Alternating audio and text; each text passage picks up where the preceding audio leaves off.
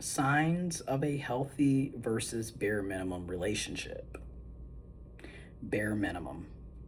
The partner is skating by, doing the absolute smallest amount necessary to avoid conflict while you feel unappreciated. This has definitely been my experience. Um, because it's like you don't really feel valued or appreciated.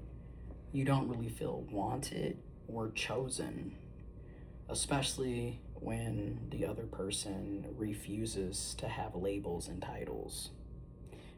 And then it doesn't make sense because, if you don't like labels and titles, that's one thing.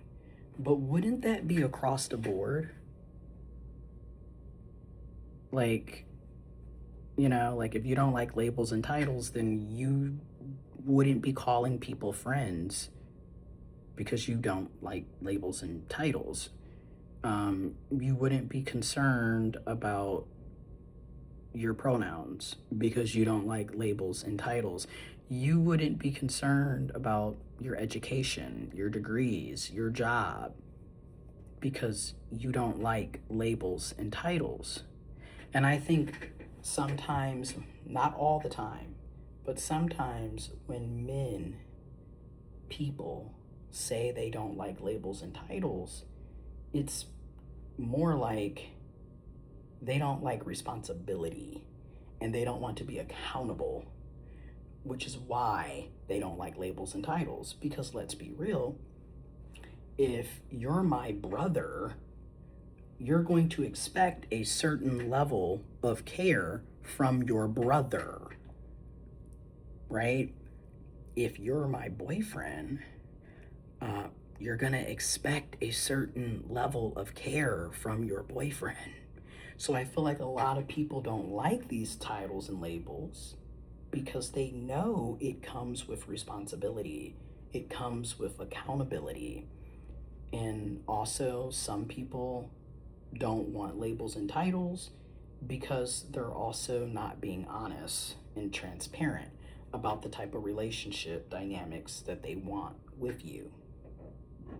Because let's be real, a lot of avoidant and wannabe players love to use the I don't do labels and titles. That way, if it comes out later down the road that they're talking to multiple other people behind your back, you can't really say anything because y'all aren't really in a relationship. See how that goes? It allows the other person to not be upfront with you, lead you on, talk to other people behind your back, and then if you question it, you're going to be made to feel like you're doing too much because y'all don't have a label or a title. This is why it can become very confusing and exhausting in these type of dynamics, in my opinion. Yeah, I don't want to be in a relationship where the other person is skating by, doing the absolute bare minimum. And in many cases, not even doing that. Because the bare minimum is you taking initiative to plan dates, and they weren't even doing that. So, but on the other side of this is looking at my own behavior.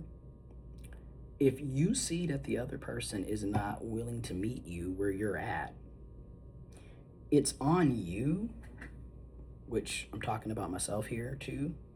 It's on me to pull back and stop over performing, over functioning, overextending, and really meet them where they're at. So if they're not engaging, I'm not engaging. They're not planning dates, I'm not planning dates. You know, and at the same time, if that's going to be the dynamic, then it's also okay for me to talk to other people and not feel bad about it because we're not in a relationship. Remember, you don't do labels and titles, and I'm also very upfront about being non-monogamous. So I'm also realizing I have to look at my own behavior my own thought process, um, instead of worrying so much about what the other person is or isn't doing. Healthy partners act out of genuine desire to go above and beyond to make you happy without you having to ask.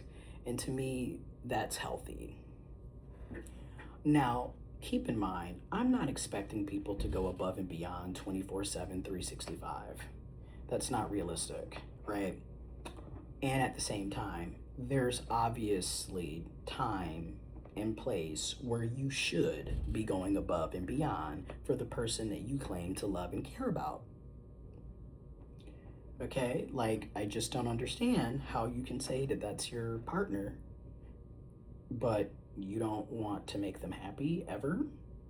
And like, they will know that this would make your day, and they don't even want to make your day ever. So then it kind of just begs the question of, do you even like that person if you have all of this pushback for doing anything for them that would make them happy? Okay? If you are consistently feeling lonely or unappreciated, it is likely that the relationship is not meeting your basic needs for a healthy relationship. And this is why it's so important to have these conversations. Because if you can't meet basic needs, then realistically speaking, there's no point in having that relationship with that person. Doesn't mean that they're a bad person, doesn't mean that you're a good person. It just means that y'all don't have the compatibility to maintain a healthy relationship together.